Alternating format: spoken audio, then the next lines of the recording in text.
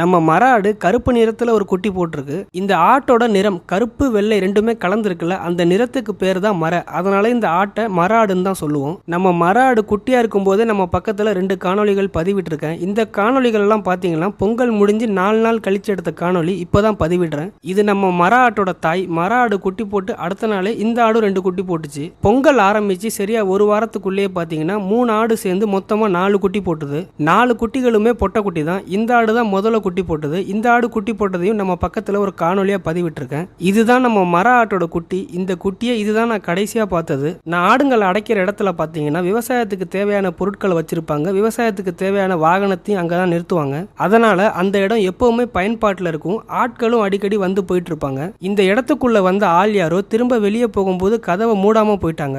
அதனால நாய் உள்ள பூந்து மர ஆட்டோட குட்டியை மட்டும் தூக்கிட்டு போயிடுச்சு. தொடர்ந்து ஒரு வாரம் மர ஆடு அதோட குட்டி இருந்த இடத்தையே பார்த்துட்டு இருந்தது.